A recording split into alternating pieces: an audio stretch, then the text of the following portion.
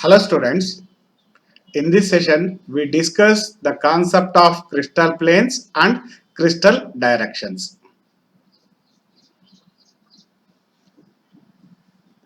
A crystal lattice may be imagined as an assembly of number of equidistant parallel planes passing through the lattice points.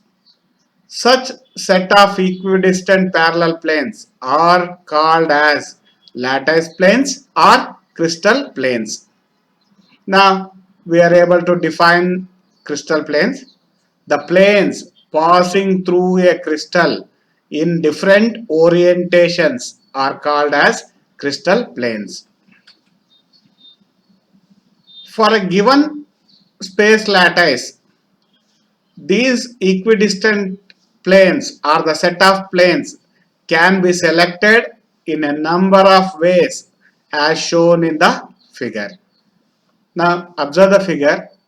We have a two-dimensional lattice and there are four different possible orientations of the planes are given. We have one set of planes represented in the figure A. Here the orientations are given like this, and this plane is represented by 110 plane. The numbers here are called as Miller indices. We are discussing what are Miller indices in the next session. The second figure is represented by the set of numbers 230. This represents another set of equidistant parallel planes. The third one 010 plane, it represents another set, and fourth one is bar 110 plane. These are the four possible ways, not just the four.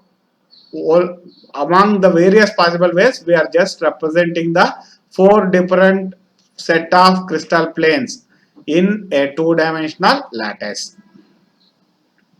A given space lattice can have an infinite set of such lattice planes, each set having its characteristic interplanar spacing. Now observe the diagram again. In each case, observe the spacing between the successive planes. In each case, the spacing between the planes is same, and this spacing is called as interplanar spacing. For each orientation or each set of parallel planes, this interplanar spacing is different.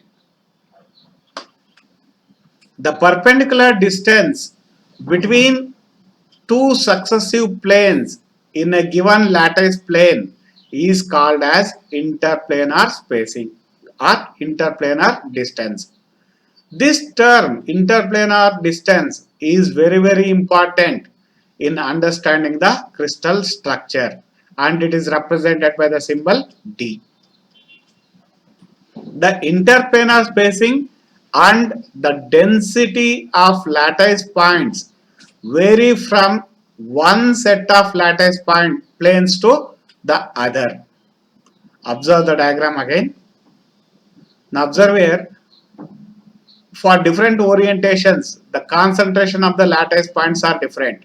In some cases, they are densely concentrated, some cases they are less concentrated. Since we are considering only the small portion of the lattice, space lattice, the difference is much, we are not able to make the much difference, but uh, we can observe that here the spacing is more, whereas here the spacing is less. So we can say that this plane has greater concentration of the lattice points when compared to the figure D.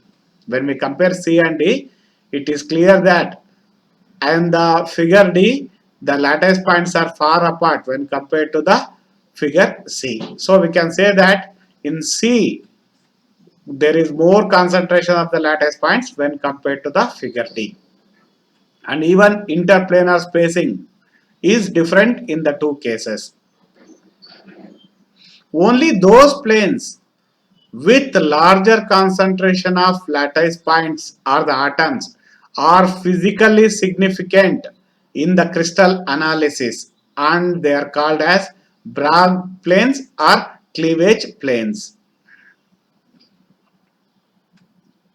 Crystal directions. In crystals, there exist various directions like crystallographic axis, phase diagonal, body diagonal, etc. These directions are very important. Now let us understand what is a crystal direction. The line joining the origin of the crystal plane represents the direction of that particular plane. Now observe here in the diagram we have three planes. In the first figure, this represents one plane represented by the Miller indices 100, and its direction is given by, if you draw a line passing through the origin and perpendicular to this plane, that gives us the crystal direction. Or now for example, for this plane the crystal direction passes through the x-axis. Now here for this plane represented by 110, the direction is along the diagonal of one face, the xy plane. So similarly, we can represent the third plane 111. Here the direction is along the diagonal of the cube. So accordingly, we can represent the crystal with different set of planes and corresponding directions. These two concepts, crystal plane and directions, are very important in understanding the crystal structure.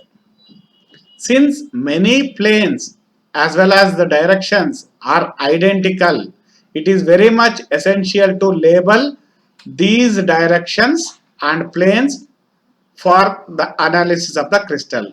That representation was done by Miller and they are called as Miller indices.